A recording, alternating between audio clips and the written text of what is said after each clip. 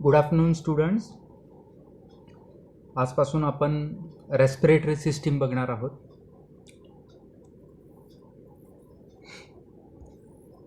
Respiratory system ह्या system through आपण कुठलं फंक्शन करतो तर दॅट इज रेस्पिरेशन.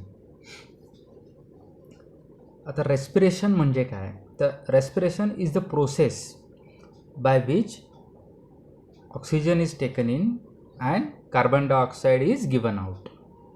म्हणजे रेस्पिरेशनमध्ये काय होतं, exchange of gases with the environment. जे ऑक्सिजन आपण काय करतो, जो ॲटमॉस्फिअरमधला ऑक्सिजन आहे तो आपण आतमध्ये घेतो आणि आपल्या बॉडीमध्ये जो साठलेला कार्बन डायऑक्साईड आहे तो आपण ॲटमॉस्फिअरमध्ये सोडून देतो. ह्या प्रोसेसला आपण काय म्हणतो, रेस्पिरेशन. ही जी प्रोसेस आहे रेस्पिरेशनची स्टार्ट कधी होते तर गर्भावस्थेमध्ये म्हणजे फिटल एजमध्ये रेस्पिरेशन ॲक्टिव्ह असतं का तर नसतं. पहिला ब्रेथ आहे तो कधी घेतला जातो, आफ्टर द बर्थ. म्हणजे जन्म झाल्यानंतर जेव्हा जे आपण ऐकलं असेल की जन्म झाल्यावर जे मोठी लोक आहेत किंवा इव्हन डॉक्टर्स किंवा मेडिकल स्टाफ सगळा, तर कुठे लक्ष असतं त्यांचं जन्म झाल्या बाळाकडे जे लक्ष द्यायचं असतं ते कुठं असं ते रडतंय का नाही ते स्पेसिफिकली बघितलं जातं. आता ते रडतं आहे म्हणजे काय होतं की तिथं जेव्हा ते बाळ पहिल्यांदा रडतं दॅट ट्रिगर्स द रेस्पिरेशन. जे रडलं म्हणजे तिथं पहिला त्याचा ब्रेथ चालू झाला. म्हणजे त्याच्या आधी गर्भावस्थेमध्ये जी रेस्पिरेशन प्रोसेस आहे ती बाळामध्ये नसते, म्हणजे गर्भामध्ये नसते सॉरी. तर ही प्रोसेस मग त्याला ऑक्सिजन कुठून मिळतो, म्हणजे ही प्रोसेस नसते गर्भावस्थेत, मग त्याला ऑक्सिजन कुठून मिळतो तर जे मदरचं ब्लड आहे, म्हणजे आई जे रेस्पिरेशन करत असते आणि तिच्या ब्लडमध्ये जे ऑक्सिजन येत असतं तर तेच ऑक्सिजन बाळाला थ्रू द प्लासेंटा सप्लाय केलं जातं आणि कार्बन डायऑक्साईड प्लासेंटा थ्रूच मदरच्या ब्लडमध्ये येतं आणि तिथून ते एक्सपेल केलं जातं लंग्स थ्रू मदरच्या. म्हणजे जे फिटल लंग आहे ते नॉन फंक्शनल असतं आणि आफ्टर द बर्थ ते फंक्शनल होतं. जो नॉर्मल रेस्पिरेटरी रेट, आता रेस्पिरेटरी रेट म्हणजे काय की एका मिनिटाला किती वेळा श्वास घेतला जातो, that is called as a respiratory rate. तर न्यूबॉर्न म्हणजे नुकतंच जन्मलेलं बाळ असेल त्याच्यामध्ये जास्त असतो respiratory rate, around 30 to 60 per minute. तुम्ही ऑब्झर्व करा की रेस्पिरेटरी रेट कसा ऑब्झर्व करणार की तुम्ही त्याच्या चेस्टकडे बघायचं, तर चेस्ट किती वेळा वर खाली होते. तर लहान बाळांचं कसं सारखं वर खाली होत राहतं, कारण का त्यांचा रेस्पिरेटरी रेट जो आहे तो जास्त असतो, 30 to 60 टाइम्स पर मिनिट.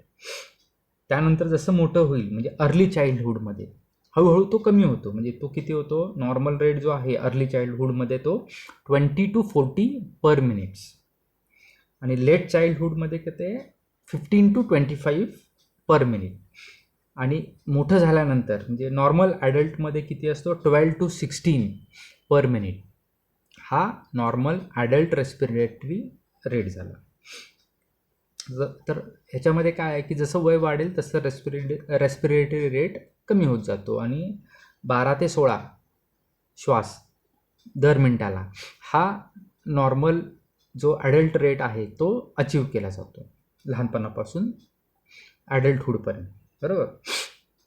आता हे जे रेस्पिरेशन आहे ह्या रेस्पिरेशनमध्ये परत त्याचं क्लासिफिकेशन केलेलं आहे. त्याच्यामध्ये त्याचे 2 टाईप्स केलेले आहेत, types of respiration. That is first one is external respiration and second one is internal respiration. आता एक्सटर्नल रेस्पिरेशन म्हणजे काय की 2 प्रकारचे रेस्पिरेशन आपल्या बॉडीमध्ये होत असतात. तर एक काय आहे की आपण पहिला जे ॲटमॉस्फिअरमध्ये हवा आहे त्याच्यातनं ऑक्सिजन घेणार, मग तो ब्लडमध्ये जाणार, बरोबर. मग हे जे प्रोसेस आहे म्हणजे ॲटमॉस्फिअरसोबत गॅसेस एक्सचेंज करणं, म्हणजे आपला ब्लडमधला कार्बन डायऑक्साईड हवेत सोडणं आणि हवेतला ऑक्सिजन आपण ब्लडमध्ये घेणं, ह्या प्रोसेसला एक्सटर्नल रेस्पिरेशन म्हणायचं. कारण का एक्सटर्नल का म्हटलं की ॲटमॉस्फिअरशी रिलेटेड आहे, बाहेरच्या हवेशी रिलेटेड आहे. The second one is internal respiration. तर इंटरनल रेस्पिरेशन म्हणजे काय की जेव्हा म्हणजे एक्सटर्नल रेस्पिरेशन नंतर ऑक्सिजन कुठे आलेला आहे, ब्लडमध्ये आलेला आहे. आता हे ब्लड कुठे प्रत्येक टिश्यूला पोचवलं जाणार थ्रू द ब्लड, बरोबर. तर त्या टिश्यू लेवलला म्हणजे नुसतं आपण हवेतनं ऑक्सिजन घेतला आणि ब्लडमध्ये भरला म्हणजे काम झालं का? ही जी रेस्पिरेशन प्रोसेस आहे ही कशासाठी आहे की प्रत्येक सेलला ऑक्सिजनची गरज असते आणि त्या ऑक्सिजन थ्रू काय करतं, त्या ऑक्सिजनचा वापर करून एनर्जी जनरेट केली जाते, ATP जनरेशन होतं आणि त्या एनर्जीचा वापर करून मग सगळे मेटाबॉलिक जे फंक्शन्स आहेत त्या सेलचे जे रिस्पेक्टिव्ह फंक्शन्स असतील ते कॅरी आऊट केले जातात, बरोबर. तर पहिलं एक्सटर्नल रेस्पिरेशननं काय झालं की ॲटमॉस्फिअरमधला ऑक्सिजन तर घेतलेला आहे आणि आपल्याकडच्या ब्लडमधला कार्बन डायऑक्साईड आपण बाहेर टाकलेला आहे, पण टिश्यू लेवलला जे होतं गॅसेस एक्सचेंज त्या प्रोसेसला आपण काय म्हणतो, इंटरनल रेस्पिरेशन. म्हणजे ब्लडमधला ऑक्सिजन टिश्यूमध्ये किंवा सेलमध्ये एक्सचेंज केला जातो आणि सेलमध्ये जे साठलेला कार्बन डायऑक्साईड आहे तो ब्लडमध्ये ओतला जातो, तर त्याला म्हणायचं इंटरनल रेस्पिरेशन. आता एक्सटर्नल जे रेस्पिरेशन आपण आता बघितलेलं आहे त्याचे पण 2 फेजेस आहेत.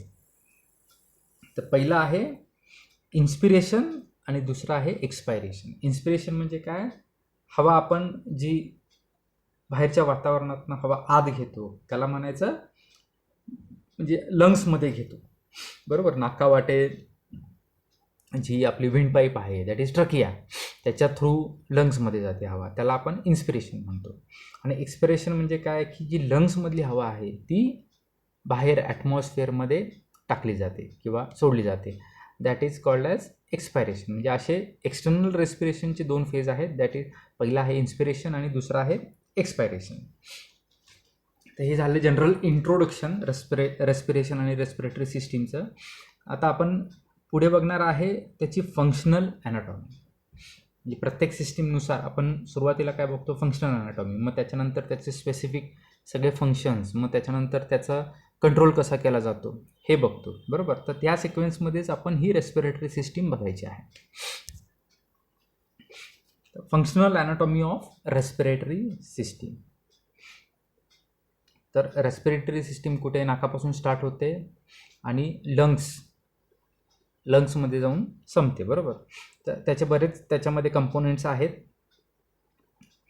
म्हणजे त्या कंपोनेंट्समध्ये काय काय येतं, नोज येतं, फॅरिंग्स येतं, फॅरिंग्स म्हणजे थ्रोट, लॅरिंग्स येतो म्हणजे आपला जो साऊंड बॉक्स आहे, व्हॉइस बॉक्स तो, त्यानंतर ट्रकिया येतो दॅट इज विंड पाईप, त्यानंतर ट्रकियाच्या पुढे ब्रॉन्का येतात आणि मग सगळ्यात मेजर लंग्स येतात, बरोबर. तर हे सगळे कंपोनेंट्स आहेत. तर ह्याच्यामध्ये सुद्धा ह्याचे 2 पार्ट्स केलेले आहेत स्ट्रक्चरली. म्हणजे स्ट्रक्चरच्या बेसवर जिथे कुठं आहेत त्या बेसवर त्याचे 2 पार्ट्स केलेले आहेत. ते कुठले कुठले आहेत, तर दॅट इज पहिला आहे अप्पर रेस्पिरेटरी सिस्टीम आणि दुसरा आहे लोअर रेस्पिरेटरी सिस्टीम. त्याचं सिग्निफिकन्स काय आहे की अप्पर रेस्पिरेटरी सिस्टीम आणि लोअर रेस्पिरेटरी सिस्टीम असं डिफरन्शिएट का केलेले आहेत की जे आपण प्रत्यक्ष किंवा प्रॅक्टिकल लाईफमध्ये म्हणजे आपण जेव्हा बघतो, जेव्हा आपल्याकडे पेशंट्स आपण जेव्हा बघणार आहे, तर त्याच्यामध्ये ना काही म्हणजे हे जे अप्पर रेस्पिरेटरी सिस्टीम आणि लोअर रेस्पिरेटरी सिस्टीम क्लासिफाय केलेली आहे, तर अप्पर रेस्पिरेटरी सिस्टीममध्ये होणारे आजार स्पेसिफिक काही वेगळे आहे आणि ते आजार त्या आजारांसाठी कारणीभूत काही जे बॅक्टेरियाज आहेत, व्हायरस आहेत, ते सुद्धा काही स्पेसिफिक कॉमन बॅक्टेरियाज वेगळे आहेत ते आणि लोअरचे वेगळे आहेत. त्याच्यामुळं अशा प्रकारे डिफरन्शिएट केलेलं आहे अप्पर अँड लोअर. तर अप्पर रेस्पिरेटरी सिस्टीममध्ये काय काय येतं, नोज, नाझल कॅव्हिटी, त्यानंतर फॅरिंग्स आणि त्या फॅरिंग्सचे असोसिएटेड जे स्ट्रक्चर्स आहेत ते अप्पर रेस्पिरेटरी सिस्टीममध्ये येतात. आणि लोअर रेस्पिरेटरी सिस्टीम ही लॅरिंग्सपासून पुढे स्टार्ट होते. म्हणजे त्याच्यामध्ये काय येतं, लॅरिंग्स येणार, ट्रकिया येणार, मग ट्रकियाच्या खाली ब्रॉन्कस येणार, ब्रॉन्का येणार, मग लंग्स येतात, बरोबर. तर अशा प्रकारे अप्पर रेस्पिरेटरी सिस्टीम, अप्पर म्हणजे ती वरच्या बाजूला आहे आणि लोअर म्हणजे ती खालच्या बाजूला आहे, म्हणून अप्पर अँड लोअर अशी त्याला नावं दिलेली आहेत. तर हे झालं स्ट्रक्चर बेस्ड त्याचं जे पार्ट्स आहेत रेस्पिरेटरी सिस्टीमचे 2 पार्ट्स केलेले आहेत. फंक्शनच्या बेसवर पण त्याचे 2 पार्ट्स केलेले आहेत. तर फंक्शनमध्ये काय आहे, 2 बेसिक डिफरन्स आहेत. म्हणजे एक, आता ह्या ज्या पार्ट्समध्ये बघितलेले आहेत, तर काही जे कंपोनेंट्स आहेत रेस्पिरेटरी सिस्टीमचे, हे काय की हे फक्त हवा आतबाहेर करण्यामध्येच मदत करतात, बरोबर. आणि काही जे कंपोनेंट्स आहेत ते काय, ॲक्च्युअल जे गॅस एक्सचेंज होतो लंग्स, म्हणजे जे बाहेरनं आपण हवा आतमध्ये घेणार तर ती लंगमध्ये जाणार आणि तिथून पुढे ती ब्लडमध्ये एक्सचेंज होणार. त्याच्यातलं ऑक्सिजन आणि कार्बन डायऑक्साईड जे काय आहे ते, जे त्या गॅसेस एक्सचेंजमध्ये जे पार्ट घेतात, अशा प्रकारचे काही कंपोनेंट्स आहेत.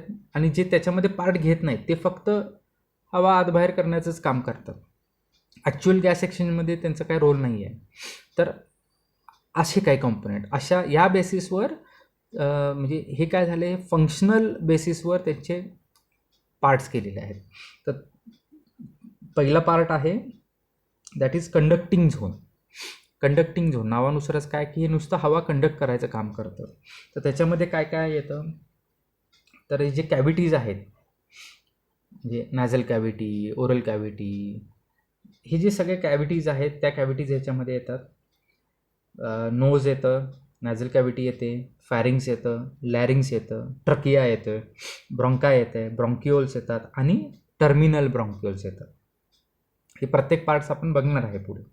तर ह्याचं फंक्शन काय आहे ह्या कंडक्टिंग झोनचं, तर जी हवा येते त्याला काय करायचं, फिल्टर करायचं, वॉर्म करायचं म्हणजे थोडी गरम करायची, आणि मॉइसन एअर म्हणजे काय, त्याला मॉइस्ट करायचं, म्हणजे त्याच्यामध्ये पाण्याचा जे त्याच्यामधला जो अंश आहे तो वाढवायचा, आणि ही हवा लंगपर्यंत घेऊन जायचं. हे कंडक्टिंग झोनचं काम आहे. दुसरा जो पार्ट आहे दॅट इज रेस्पिरेटरी झोन. मग ह्याच्यामध्ये काय आहे की काही ट्यूब्स आहेत, म्हणजे काही कॅव्हिटीज आहेत, ट्यूब्स आहेत, आणि काही टिश्यू आहे जो लंग्समध्ये आहे आणि जो ॲक्च्युअल गॅसेस एक्सचेंजमध्ये म्हणजे पार्ट घेतो. त्याला म्हणायचं रेस्पिरेटरी झोन. त्याच्यामध्ये काय काय येतं, रेस्पिरेटरी ब्रॉन्किओल्स, ॲल्व्हिओलर डक्ट्स, ॲल्व्हिओलर सॅक्स, ॲल्व्हिओला, हे पार्ट रेस्पिरेटरी झोनमध्ये येतात. आणि ह्यांचं मेन काय फंक्शन आहे, तर gas exchange between air and blood. आणि ह्या सगळ्या म्हणजे जे रेस्पिरेटरी सिस्टीम आहे ह्याच्याशी रिलेटेड जी मेडिकल फॅटर्निटी येते ती कुठली येते, तर त्याच्यामध्ये पहिला आहे, आपण जे कॉमनली आपल्या सगळ्यांना माहीत आहे, ENT स्पेशलिस्ट. म्हणजे काय, ENT स्पेशलिस्ट म्हणजे काय होतं, the branch of medicine that deals with the diagnosis and treatment of diseases of the ENT, म्हणजे that is ear, nose and throat. म्हणजे हे झाली कॉमन लँग्वेज, पण ह्याला मेडिकल टर्ममध्ये काय म्हणायचं, ऑटो रायनो लॅरिंगोलॉजी. म्हणजे ऑटो म्हणजे इयर, रायनो म्हणजे नोज, आणि लॅरिंगो म्हणजे throat. Logy means to study, म्हणजे जो ह्या 3 गोष्टींचा अभ्यास करतो आणि ह्याच्यामध्ये कुठले आजार होतात किंवा त्या आजारांचं निदान करतो आणि त्यानुसार त्याला ट्रीटमेंट देतो, ह्याचा जो स्पेशलिस्ट आहे किंवा ह्याची जी ब्रँच आहे मेडिकलची, त्याला म्हणायचं ऑटो रायनो लॅरिंगोलॉजी. म्हणजे ही काय स्पेसिफिक अप्पर रेस्पिरेटरी ट्रॅकशी रिलेटेड झाली, बरोबर, किंवा कंडक्टिंग झोनशी रिलेटेड झाली. त्याच्यात इयर येत नाही, पण नोज आणि थ्रोट आल्यामुळं ह्याचं इन्क्लुजन ह्याच्यामध्ये केलेलं आहे. आणि दुसरा आहे पल्मोनॉलॉजिस्ट. म्हणजे हा म्हणजे काय, he is a specialist in the diagnosis and treatment of the diseases of lung. म्हणजे जे स्पेसिफिकली लंग्सच्या रिलेटेड जे डिसीज आहे त्याचं डायग्नोसिस करायचं आणि त्याचं ट्रीटमेंट, त्याचा जो स्पेशलिस्ट आहे त्याला काय म्हणायचं, पल्मोनॉलॉजिस्ट. आता 1 बाय 1 आपण पार्ट्स बघूया रेस्पिरेटरी सिस्टीमचे. तर रेस्पिरेटरी सिस्टीम कुठून स्टार्ट होते, तर नोजपासून. तर पहिला आहे नोज नंतर फॅरिंग्स येतं, त्यानंतर लॅरिंग्स येतं, त्यानंतर ट्रकिया येतो, ट्रकियानंतर मग ब्रॉन्कसचं फर्दर ब्रँचिंग, आणि मग त्याच्यानंतर शेवटी ॲल्व्हिओलर सॅक, त्याच्यामध्ये मग ॲल्व्हिओलाय असतील किंवा त्याचं रेस्पिरेटरी मेम्ब्रेन असेल आणि त्या रेस्पिरेटरी मेम्ब्रेनच्या पलीकडच्या बाजूला मग जो हार्टकडनं जो ब्लड सप्लाय आलेला आहे ब्रँचिंग होत होत कॅपिलरी लेवलपर्यंत ते आलेलं असतं. तर अशा प्रकारे एका बाजूनी ब्लडचे ब्रँचेस येतात आणि एका बाजूनी हे जे आपले एअर पाईप विंड पाईप आपण म्हणतो त्याची ब्रँचिंग्स येतात आणि एका ठिकाणी ते कंबाईन होतात म्हणजे जवळ येतात आणि तिथं मग गॅसेस एक्सचेंज होतं. तर वन बाय वन आपण सगळे पार्ट बघूया आता. पहिला आहे नोज. नोज मोस्टली काय आहे की हे बोनी स्ट्रक्चर आणि कार्टिलेजिनस स्ट्रक्चर म्हणजे दोन्हीचं फ्रेमवर्क आहे. सगळं काय बोनी बनलेलं नाही आहे. तर बोन प्लस कार्टिलेज ह्या दोघांपासनं त्याचं जे फ्रेमवर्क आहे नोजचं ते बनलेलं असतं आणि याचं काम काय आहे की ह्या फ्रेमवर्कमुळं हे बोन आणि कार्टिलेजच्या फ्रेमवर्कमुळं काय आहे की आतली जी कॅव्हिटी आहे म्हणजे त्याच्यात एक कॅव्हिटी तयार करणे आणि ती ओपन ठेवणे आणि ती पेटंट ठेवणे जेणेकरून त्याच्यातनं हवा पास होऊ शकेल हे त्याचं फंक्शन आहे. तर आतली जी कॅव्हिटी आहे नॅझल कॅव्हिटी त्याचं 2 पार्टमध्ये डिवायडेशन केलेलं असतं. तर लार्जर जो मोठा आहे आणि जो इन्फिरियर आहे तो त्या रिजनला म्हणायचं रेस्पिरेटरी रिजन म्हणजे it is related to respiratory functions. आणि जो छोटा आहे जे स्मॉलर अँड सुपिरियर म्हणजे वरच्या बाजूला आहे या नॅझल कॅव्हिटीच्या तर त्या रिजनला काय म्हणायचं ऑल्फॅक्टरी रिजन म्हणजे हा काय आहे की स्मेलशी रिलेटेड त्याचं फंक्शन आहे ऑल्फॅक्टरी रिजन. अशा प्रकारे ही नॅझल कॅव्हिटी डिवाइड केली आहे. आणि हे जे रेस्पिरेटरी रिजन आहे नॅझल कॅव्हिटीचा हा ह्याची जी आतली बाजू आहे ती कशाने कवर केलेली आहे pseudo स्ट्रॅटिफाईड ciliated columnar epithelium. Pseudo स्ट्रॅटिफाईड ciliated म्हणजे याच्यात सिलिया असतात कॉलमनर म्हणजे कॉलमनर म्हणजे काय याच्यामध्ये सिक्रीट करण्याची कॅपॅसिटी आहे epithelium with numerous goblet cells म्हणजे ह्याच्यामध्ये जास्त प्रमाणात ह्या इपिथेलियममध्ये गॉबलेट सेल्स नावाच्या सेल्स असतात. तर ह्या इपिथेलियमला काय म्हणायचं रेस्पिरेटरी इपिथेलियम.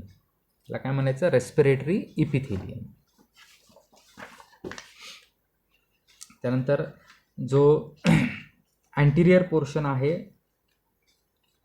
नॅझल कॅव्हिटीचा ह्याला काय म्हणायचं नॅझल वेस्टिब्यूल. हे जे नॅझल वेस्टिब्यूल आहे म्हणजे अँटिरियर म्हणजे आपण काय म्हणतो नाकाचा शेंडा त्याच्या आतला भाग बरोबर त्याला काय म्हणायचं नॅझल वेस्टिब्यूल. आणि हा काय इथं बोन नसते कार्टिलेज आहे बरोबर. हा कशाने बनलेला आहे सराउंडेड बाय कार्टिलेजेस. आणि जो सुपिरियर पार्ट आहे म्हणजे वरचा पार्ट आहे किंवा नाकाच्या शेंड्याचा थोडंसं पाठीमागे गेला तर तिथं काय बोनी स्ट्रक्चर येतं म्हणजे तो जो पार्ट आहे नॅझल कॅव्हिटीचा सुपिरियर पार्ट हा काय आहे सराउंडेड बाय बोन बरोबर. आता ही एअर काय आहे जी नॉस्ट्रिल्स आहे ह्याच्यामधनं आपण जेव्हा श्वास घेतो तेव्हा त्याच्यातनं एअर पास होते बरोबर. तर हे वेस्टिब्युल्समध्ये पहिला जाते. आता ह्या वेस्टिब्युल्समध्ये जी स्किन आहे आतली ह्याच्यामध्ये काय असतं आपण बघतो की बारीक केस असतात बरोबर. तर ह्या केसांचं काम काय आहे की हे काय करतात जे आत नाकामध्ये केस आहेत तर ते काय करतात जे मोठे डस्ट पार्टिकल्स असू शकतात जे हवेमध्ये तर त्यांना ट्रॅप करायचं काम करतात. तर त्याच्यासाठी काय केलेलं आहे तर हे ट्रॅपिंग जे आहे डस्ट पार्टिकल्सचे हे जास्त म्हणजे इफेक्टिव्हली व्हावं ह्याच्यासाठी ग्रूव्ह लाईक स्ट्रक्चर्स जे आपले आतली जी नॅझल कॅव्हिटी आहे नॉस्ट्रिल्सच्या आतमध्ये तर त्याच्या लॅटरल वॉलला ग्रूव्ह लाईक स्ट्रक्चर्स असतात म्हणजे कॅनॉल्ससारखे आत म्हणजे ग्रूव्ज केलेले आहेत म्हणजे 3 ग्रूव्ज आहेत त्याला आपण काय म्हणतो म्हणजे ॲक्च्युली हे काय आहे की हे फोल्ड आहेत म्युकोझल इपिथेलियमचे बरोबर म्युकोझल लेअरचे. तर त्या फोल्डमुळं काय क्रिएट झालेलं आहे किंवा प्रोजेक्शन्स आहेत तर त्याला म्हणायचं जो सुपिरियर साईडला आहे दॅट इज सुपिरियर नॅझल कॉन्काय. जो मध्ये आहे त्याला मिडल नॅझल कॉन्काय आणि जो खालच्या बाजूला आहे दॅट इज इन्फिरियर नॅझल कॉन्काय. आणि ह्या प्रत्येक नॅझल कॉन्कायमुळे आत ग्रूव्ह तयार झालेली आहे नॅझल कॅव्हिटीमध्ये. तर त्या ज्या म्हणजे ग्रुपमुळे तो पॅसेज तयार होणार आहे, बरोबर, एक स्पेसिफिक ट्रॅक तयार होणार आहे. तर त्यांना काय म्हणायचं, रेस्पेक्टिव्हली जे सुपिरियर नॅझल कॉन्कायमो जो ग्रुप तयार होणार आहे त्याला सुपिरियर नॅझल मिॲटस, मिडल नॅझल कॉन्कायमो जी ग्रुप तयार होणार आहे त्याला मिडल नॅझल मिॲटस म्हणायचं, आणि इन्फिरियर नॅझल कॉन्कायमो जी ग्रुप तयार होणार आहे त्याला इन्फिरियर नॅझल मिॲटस म्हणायचं. तर ह्या मिॲटसमध्ये आतल्या बाजूला म्युकस मेम्ब्रेन असतं, आणि हे अशा प्रकारे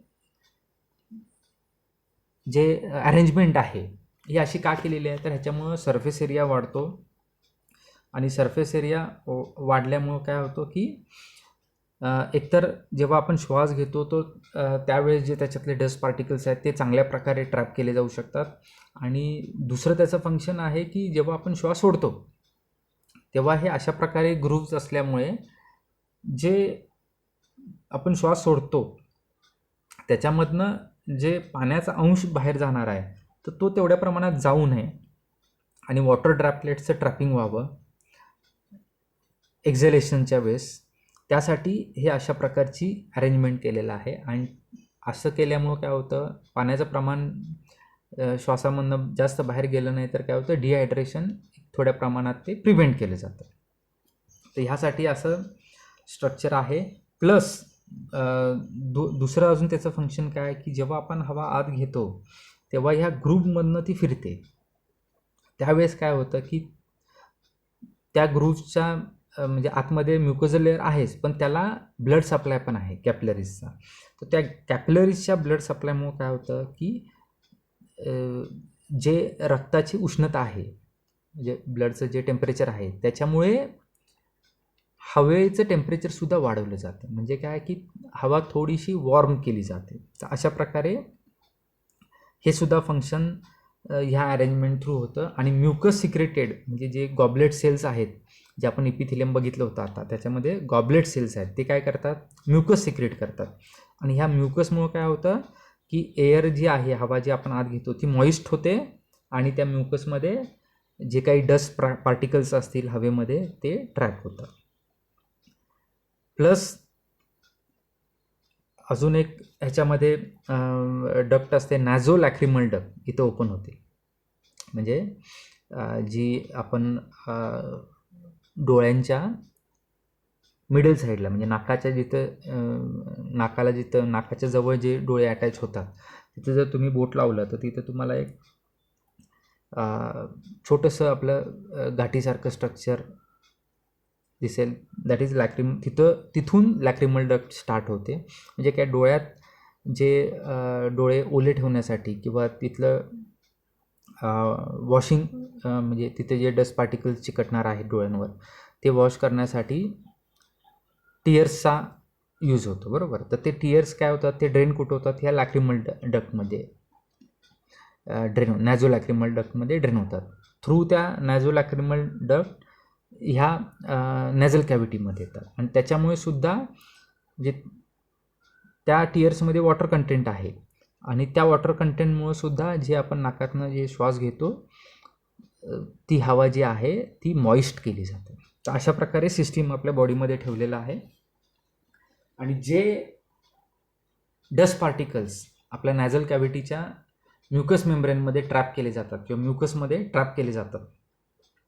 आता हे डस्ट पार्टिकल्सचं पुढं काय होतं, तर ह्याला काय असतं की सिलिया असतात, म्हणजे हे जे आपण इपिथिलियम बघितलं होतं ते दॅट इज सिलिएटेड आहे, बरोबर. तर आता त्याला बारीक बारीक केसांसारखं सिलिया असतात, अगदी टायनी त्याचा साईज असतो.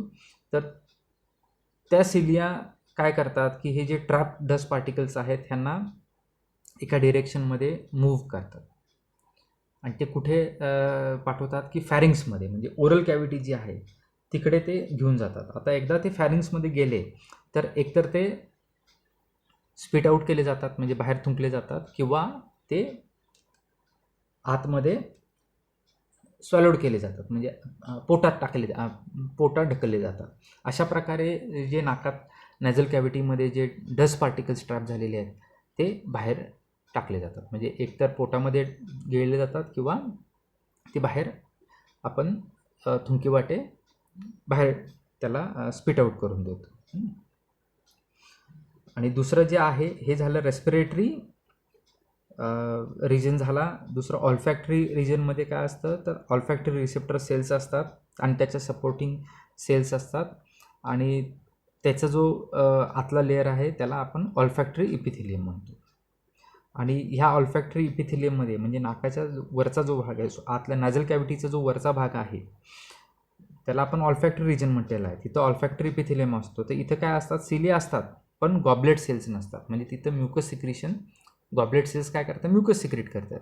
तर जे सुपिरियर पार्ट आहे नॅझल कॅव्हिटीचं तिथं म्युकस सिक्रिशन होत नाही कारण गॉबलेट सेल्स नसणार आहेत. अशा प्रकारे आपण नोज बघून झालेला आहे.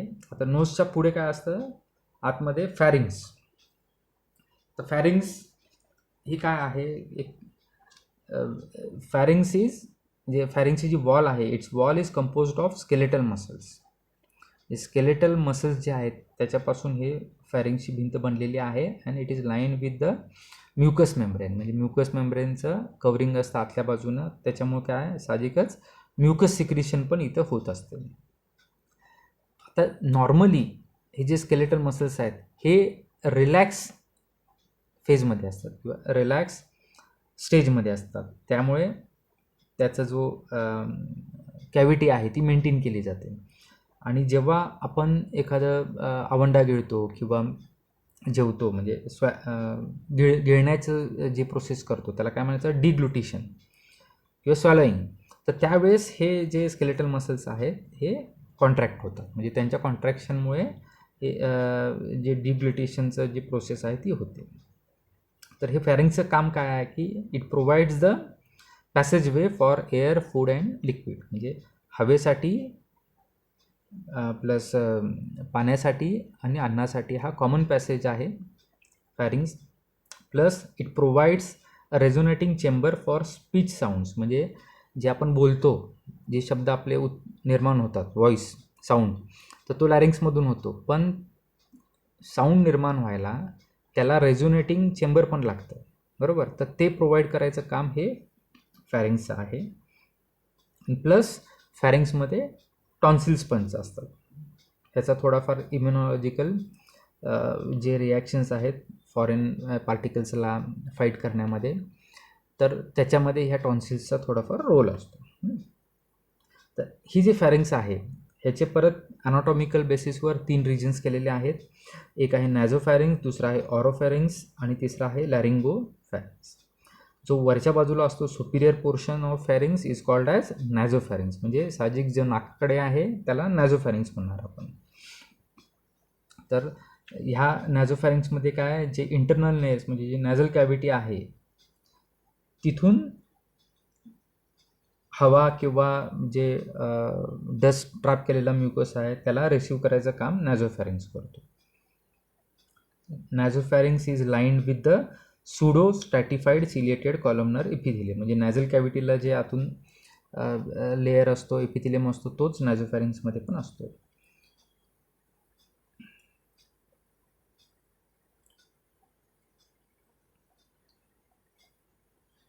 तर नॅझोफॅरिंग्समध्ये अजून एक फंक्शन कॅरी केलं जातं की the nasopharynx also exchanges small amount of the air. म्हणजे जी आपण नाकातून हवा घेतो ती हवा थोडीफार एक्सचेंज कुणाशी करतो. Nasopharynx also exchanges small amounts of air with the auditory tubes to equalise the air pressure between middle air and atmosphere. म्हणजे नॅझोफॅरिंग्समधून इथे डायग्राममध्ये दिसतं बघा ओपनिंग ऑफ ऑडिटरी ट्यूब. तर थोडी हवा म्हणजे मेजॉरिटी हवा कुठे लंग्समध्ये जाणार आहे पण थोडी हवा ही त्या ऑडिटरी ट्यूबमध्ये पण जाते. तर ह्याच्यामुळं काय होतं ऑडिटरी ट्यूबमध्ये गेल्यामुळं जे कान आहे आपला तो एक्सटर्नल इयर बरोबर. तर एक्सटर्नल इयरचं शेवट कुठे आहे तर आपला कानाचा पडदा असतो बरोबर. त्याच्या आतल्या बाजूला मिडल इयर असतो. तर जे बाहेरचं ॲटमॉस्फिअरिक प्रेशर आहे बरोबर आणि जे आपला कान आहे तो त्या पडद्यामुळं पूर्णपणे जे सेपरेट आहे. म्हणजे आतमध्ये अटॅच नाही आहे किंवा काही म्हणजे कानातनं हवा गेली आणि ती तिथून आत जाते असं काय नाही आहे, बरोबर. तर मध्ये पडदा असल्यामुळं काय ती जी कॅव्हिटी आहे external cavity is totally separated from internal cavity, बरोबर. आता आतल्या कॅव्हिटीमध्ये एक एअर प्रेशर असणार आहे आणि बाहेरच्या कॅव्हिटीमध्ये एक एअर प्रेशर असणार आहे. ह्याच्यात जर डिफरन्स असेल तर कानाच्या पडद्याला काय होणार आहे, रिट्रॅक्शन बसणार आहे. म्हणजे तो एका बाजूला रिट्रॅक्ट होणार जिकडं प्रेशर कमी आहे त्या बाजूला, किंवा जिकडे प्रेशर जास्त आहे तिकडून एअर प्रेशरमुळे तो पडदा ढकलला जाणार दुसऱ्या बाजूला. तर असं होऊ नये त्याच्यासाठी ही सिस्टीम केलेली आहे की जी नॅझोफॅरिंग्स आहे तिथून ऑडिटरी ट्यूबचं ओपनिंग असतं आणि ते मिडल इयरपर्यंत, मिडल इयर त्याचं दुसरं ओपनिंग आहे मिडल इयरमध्ये असतं. तर त्याच्यामुळं काय होतं, जे बाहेरची हवाचं प्रेशर आहे ते मेंटेन केलं जातं आतल्या मिडल इयरच्या एअर प्रेशरशी. त्यामुळं दोन्हीकडचं प्रेशर मेंटेन केल्यामुळं कानाच्या पडद्याला रिट्रॅक्शन बसत नाही. तर हा त्याचं युटिलायझेशन आहे. तर नॅझोफॅरिंग्स त्याचं त्या प्रकारे पण फंक्शन करतं. तर पुढचा पार्ट आहे ओरोफॅरिंग्स. तर ओरोफॅरिंग्स काय करतं, ओरोफॅरिंग्स कुठं असतं की जे माऊथ आहे, माऊथ कॅव्हिटी जी आहे तिथं जे आहे दॅट इज ओरोफॅरिंग्स, म्हणजे मिडल पार्ट. सुपिरियर पार्ट जो बघितला तो नॅझोफॅरिंग्स, मिडल पार्ट जो आहे तो ओरोफॅरिंग्स. तर हे काय कॉमन पॅसेज आहे एअर, फूड अँड लिक्विडसाठी.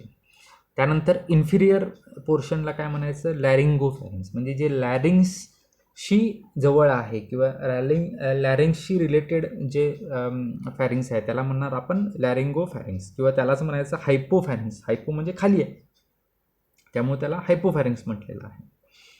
तर हे सुद्धा काय आहे की कॉमन पाथवे म्हणून काम करतं लॅरिंगोफॅरिंग्स. अशा प्रकारे आपला फॅरिंग्स बघून झालेला आहे. आता नेक्स्ट पार्ट जो आहे तो लॅरिंग्स येतो. लॅरिंग्स म्हणजे काय, व्हॉइस बॉक्स आहे, बरोबर. तर आता व्हॉइस बॉक्स म्हणजे स्पीच किंवा साऊंड प्रोडक्शनशी रिलेटेड त्याचे जे ॲनाटॉमिकल स्ट्रक्चर आहेत हे सगळे आपण जे ENT किंवा स्पेशल सेन्सचे जे फंक्शन्स आहेत त्याच्यामध्ये बघणार आहे. आता इथं काय बघायचं आपल्याला, रेस्पिरेटरी सिस्टीमशी रिलेटेडच त्याचं ॲनाटॉमिकल स्ट्रक्चर आणि फंक्शन्स बघायचे आहेत. तर तिथं लॅरिंग्स असतो. लॅरिंग्स म्हणजे व्हॉइस बॉक्स.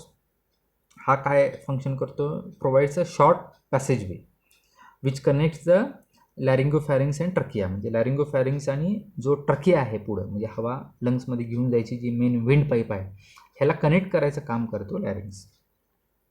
त्याच्यामध्ये इपिग्लॉटिस नावाचा मेन कंपोनेंट असतो, पार्ट असतो. तर epiglottis is a large leaf shape piece of elastic cartilage. म्हणजे ॲक्च्युली काय इलॅस्टिक कार्टिलेज असतं लीफ लाईक, म्हणजे पानासारखा त्याचा शेप असतो. That is covered with epithelium. इपिथिलियमनी तो कवर्ड असतो. आणि त्याचं जे स्टेम आहे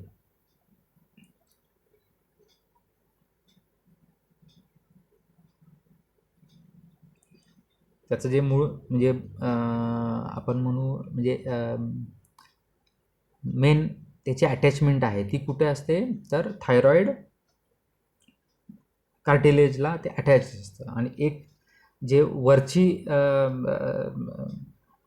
वरचं जे टोक आहे ते ओपन असतं, म्हणजे ते कुठेही अटॅच नसतं एपिग्लॉटिसचं. इथे डायग्राममध्ये तुम्हाला दिसेल. हे बघा, इथे जे थायरॉइड कार्टिलेज दिसतं इथून एपिग्लॉटिस स्टार्ट होतो, इथं अटॅच्ड असतो तो, आणि म्हणजे तो त्याचा स्टेम झाला. आणि वरचा जो पार्ट आहे तो लॅरिंग्सकडे जातो, म्हणजे तो ओपन पार्ट आहे, तो मुवेबल असतो.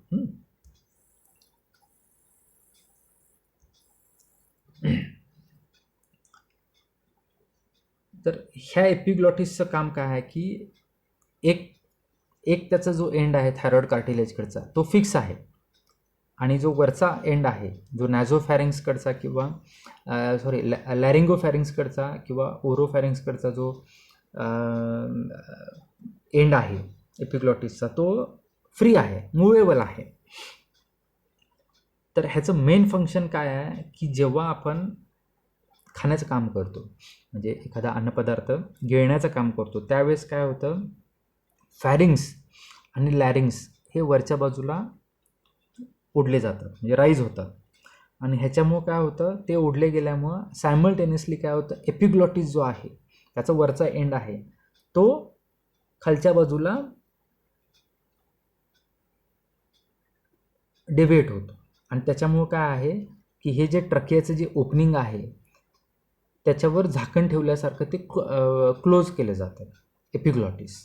त्याच्यामुळं काय होतं, जे आपण खातो अन्नपदार्थ, तर जेव्हा तो घास आहे जो गिळणार म्हणजे स्वॅलो करणार, डिग्लुटेशन करणार, त्यावेळेस एपिग्लॉटिस विंडपाईपवर ॲज अ लीड सारखं काम करतो, म्हणजे झाकण बसवल्यासारखं काम करतो. त्याच्यामुळे तो अन्नपदार्थ आपल्या एअर पाईपमध्ये जात नाही, चुकून गेला असता आपल्याला काय होतं, ठसका येतो. तर अशा प्रकारे ह्याचं खूप इम्पॉर्टंट फंक्शन आहे एपिग्लॉटिसचं. त्यालाच म्हणायचं स्वॅलोईंग रिफ्लेक्स आहे तो. अशा प्रकारे होतो. तर आता साहजिक आहे, हे जेव्हा स्वॅलोईंग आपण करणार त्यावेळेस काय होणार आहे, एपिग्लॉटिसमुळे विंडपाईप क्लोज होते. म्हणजे काय की आपण त्या पिरियड पुरता, म्हणजे जेव्हा आपण गिळणार आहे त्या फेज पुरतं काय आपण श्वास घेऊ शकत नाही, बरोबर. तर टेम्पररी जे अरेस्ट होतो रेस्पिरेशनचा त्याला काय म्हणायचं, ॲपनिया म्हणतो. आणि हे स्पेसिफिकली जे स्वॅलोईंगच्या वेळेस जे टेम्पररी अरेस्ट ऑफ रेस्पिरेशन होतं त्याला म्हणायचं स्वॅलोईंग ॲपनिया किंवा डिग्लुटेशन ॲपनिया. आणि ह्या रिफ्लेक्सला म्हणायचं स्वॅलोईंग रिफ्लेक्स. म्हणजे जेव्हा आपण गिळणार असो तेव्हा ऑटोमॅटिकली हे लीड एपिग्लॉटिस क्लोज होतो, क्लोज करतं ट्रकियाला, आणि त्याच्यामुळे रेस्पिरेशन आपलं टेम्पररी स्टॉप होतं स्वॅलोईंगच्या काळापुरतं. त्याला म्हणायचं डिग्लुटेशन ॲपनिया किंवा स्वॅलोईंग ॲपनिया. आणि ह्या रिफ्लेक्सला म्हणायचं स्वॅलोईंग रिफ्लेक्स. त्याचं एक ॲनिमेशन आहे, पुढे तुम्हाला दाखवतो. ह्या ॲनिमेशनमध्ये बघा, तर घास खाली चालला आहे, आता एपिग्लॉटिसला टच झाला आहे आणि आता एपिग्लॉटिसनी क्लोज केलेला आहे ट्रकियाला. अशा प्रकारे घास तो डायरेक्ट केला जातो फूड पाईपमध्ये, म्हणजे युसोफेगसमध्ये जातो, ट्रकियाकडे तो जाऊ शकत नाही. हे बघा, अशा प्रकारे हा आहे स्वॅलोईंग रिफ्लेक्स.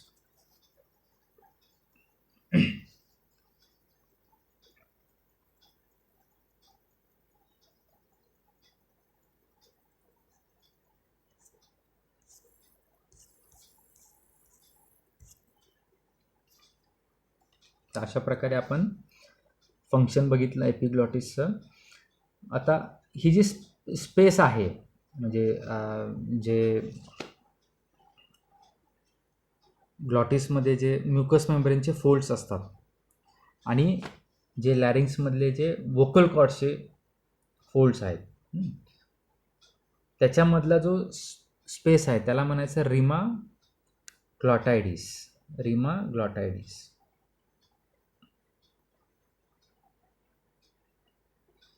आता ह्याच्यात अजून एक दुसरं फंक्शन आहे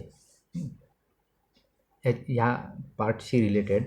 एक आपण स्वॅलोईंग रिफ्लेक्स बघितला, तर आता जे म्हणजे नेझल कॅव्हिटीमध्ये जे डस्ट पार्टिकल्स ट्रॅप केलेले आहेत, तर ते जे इरिटंट पार्टिकल्स असतील किंवा समजा चुकून एखादा अन्नपदार्थ आपल्या म्हणजे एपिग्लॉटिस हे जे गेट लाईक म्हणजे गेटसारखं काम करते ना, की जेव्हा फूड जाणार आहे तेव्हा ते गेट क्लोज होतं आणि एअर जेव्हा जाणार असते तेव्हा ते फक्त एअर जेव्हा जाईल तेव्हाच ते ओपन राहतं.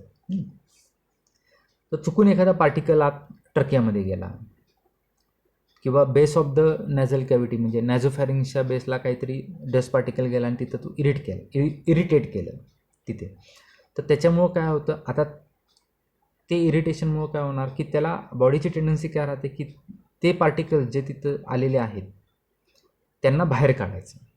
मग ह्याच्यासाठी दोन प्रोसेसेस आपल्या बॉडीमध्ये आहेत, that is sneezing reflex and coughing reflex. म्हणजे जे ट्रकियाच्या आतमध्ये म्युकस असेल, डस्ट पार्टिकल असेल किंवा पस असेल किंवा अजून काही खाद्यपदार्थ जाऊन तिथं चुकून अडकला असेल तो, किंवा नॅझल कॅव्हिटीमध्ये जर एखादा डस्ट पार्टिकल अडकला किंवा इरिटंट पार्टिकल तिथं गेला, तर ह्यांच्यापासून मुक्तता म्हणजे ह्यांच्यापासून वाचण्यासाठी किंवा ह्यांना बाहेर काढण्यासाठी ज्या दोन रिफ्लेक्सेस आहेत आपल्या बॉडीमध्ये, that is sneezing reflex and coughing reflex. तर ते कशा प्रकारे असतं त्याची आपण माहिती घेऊया. ह्याच्यामध्ये काय होतं, तर कधीही बघा तुम्ही जेव्हा तुम्ही खोकता किंवा शिंकता, तर त्याच्या आधी आपण काय करतो, आपल्याला डायरेक्ट शिंक येत नाही, किंवा आपण डायरेक्ट खोकलत नाही, त्याच्या आधी आपण एक मोठा श्वास घेतो आतमध्ये, म्हणजे डीप इन्स्पिरेशन होतं. आता त्या डीप इन्स्पिरेशनमध्ये काय होतं की लंग्स पूर्णपणे इन्फ्लेट केले जातात, म्हणजे ते पूर्णपणे भरून घेतले जातात. हां, हे दोन्ही प्रोसेसमध्ये दोन्ही जे रिफ्लेक्स आहेत, कफिंग अँड स्निझिंग रिफ्लेक्स, या दोन्हीमध्ये सिमिलर टाईप ऑफ प्रोसेस आहे, फक्त थोडा त्याच्यामध्ये फरक आहे, तो पण आपण बघूया. पण कॉमन प्रोसेस बघूया काय, की ह्याच्यामध्ये श्वास पहिला आपण आत घेतला जातो, त्याच्यामुळे काय होतं, लंग जे कॅव्हिटीज आहेत त्या पूर्ण भरल्या जातात, आणि त्या भरल्यानंतर जो एपिग्लॉटिस आपण बघितला होता, गेटसारखं काम करतं ट्रकियाच्या, तर तो काय करतो, तो बंद केला जातो, म्हणजे क्लोज केला जातो. आणि एपिग्लॉटिस क्लोज झाल्यानंतर डायफ्राम काय होतो, कॉन्ट्रॅक्ट केला जातो, आणि जे लंग कॅव्हिटीच्या वरचे मसल्स आहेत ते रिलॅक्स होतात. त्याच्यामुळे काय होतो, जे लंग कॅव्हिटी आहे ती श्रिंक होते, पण एपिग्लॉटिस तर क्लोज आहे. म्हणजे ही जी कॅव्हिटी आहे, लंग कॅव्हिटी, ट्रकिया, हे इंटरकनेक्टेड आहेत सगळे, बरोबर. तर लंग श्रिंक झाल्यामुळे हवा तर बाहेर जाऊ शकत नाही, कारण एपिग्लॉटिस क्लोज आहे, म्हणजे त्याचं जे झाकण आहे ते बंद आहे. पण तरीसुद्धा ते लंग्स श्रंक झालेले आहे, त्याच्यामुळे काय होतं, आतलं एअर आहे, एअर प्रेशर, ते सडन राईज होतं, एअर प्रेशर. आणि ते राईज झाल्यानंतर फोर्सफुल ओपनिंग ऑफ एपिग्लॉटिस, म्हणजे सडन एपिग्लॉटिस जो आहे तो ओपन केला जातो. तो जसा ओपन होईल तसं काय होणार आहे, आतलं प्रेशर जास्त वाढलेलं आहे, त्याच्यामुळे काय होणार आहे, फोर्सफुली हवा बाहेर टाकली जाते थ्रू द ओपनिंग. एपिग्लॉटिसच्या तिथून जे ओपनिंग निर्माण होणार आहे ते फोर्सफुली ओपन केल्यावर तिथून हवा फोर्सफुली बाहेर टाकली जाते. आता ती तोंडावाटे बाहेर पडली तर that is called as a coughing reflex. बरोबर, फोर्सफुल हवा एक्सपेलेशन ऑफ एअर. आणि तेच जर नाकावाटे बाहेर पडली तर दॅट इज स्निझिंग रिफ्लेक्स. तर अशा प्रकारे म्हणजे फोर्सफुल एअर एक्सपेल करायची. त्याच्यामुळे काय आहे की तिथे जे इरिटंट पार्टिकल्स आहेत किंवा डस्ट पार्टिकल्स आहेत, त्या म्युकस असेल तर हा त्या फोर्सफुल जे एक्सपेलेशन ऑफ एअर आहे त्याच्यासोबत ते सुद्धा बाहेर येऊन जाईल. म्हणजे अशा प्रकारे आपण कफ बाहेर काढतो. किंवा शिंकतो का की तिथे डस्ट पार्टिकल्स असतील किंवा काही इरिटंट केमिकल तिथं गेलं असेल तर ते शिंकण्यावाटे आपण ते बॉडीच्या बाहेर काढलं जातं. आता फक्त कफिंग आणि ह्याच्यामध्ये जो डिफरन्स आहे, स्निझिंग रिफ्लेक्समध्ये डिफरन्स आहे, तो काय असतो की स्निझिंगच्या वेळेस जे तुमचं सॉफ्ट पॅलेट आहे आणि इव्ह्युला, म्हणजे तुम्ही आ केल्यानंतर तोंडामध्ये जे फिंगर लाईक प्रोजेक्शन तुम्हाला वरून खाली येताना दिसतं, दॅट इज इव्ह्युला. तर इव्ह्युला आणि सॉफ्ट पॅलेट हे काय होतात की डिप्रेस होतात. त्याच्यामुळं काय होतं की ओरल कॅव्हिटी जी आहे ती पार्शियली क्लोज केली जाते. त्याच्यामुळं जे हवा बाहेर येणार आहे फोर्सफुल, बरोबर, तर ती मेजॉरिटी ऑफ एअर ही नॅझल कॅव्हिटी थ्रू बाहेर जाणार आहे, दॅट इज स्निझिंग रिफ्लेक्स. आणि ही जर प्रोसेस झाली नाही तर नॅचरली जास्त हवा कुठून येणार आहे, तोंडावाटे येणार आहे, दॅट इज कफिंग रिफ्लेक्स. तर हा डिफरन्स आहे स्निझिंग आणि कफिंग रिफ्लेक्समध्ये. बाकी प्रोसेस सेम आहे. आत डीप इन्स्पिरेशन घेतलं जातं, त्याच्यानंतर लंग्स फुल एक्सपांड होतात, त्याच्यानंतर एपिग्लॉटिस आहे त्याच्यामुळं त्याचं जे ट्रकियाचं जे ओपनिंग आहे ते क्लोज केलं जातं, आणि त्याच्यानंतर डायफ्रॅम कॉन्ट्रॅक्ट होऊन आणि जे रेस्पिरेटरी मसल्स आहेत वरचे ते आपण बघणार आहे पुढे कुठले आहेत, ते रिलॅक्स झाल्यामुळे काय होतं, लंग कॅव्हिटी श्रिंक केली जाते, कंप्रेस केला जातं लंग. त्याच्यामुळे काय आतलं प्रेशर वाढतं आणि sudden forceful opening of epiglottis त्यावेळेस केलं जातं. त्याच्यामुळे काय होतं, आतली हवा फोर्सफुली बाहेर एक्सपेल केली जाते. आणि मग ती तोंडावाटे किंवा नाकावाटे केली तर दॅट इज स्निझिंग रिफ्लेक्स, आणि तोंडावाटे हवा बाहेर एक्सपेल केली तर कफिंग रिफ्लेक्स. तर हे एक आपलं डिफेन्सिव्ह मेकॅनिझम आहे.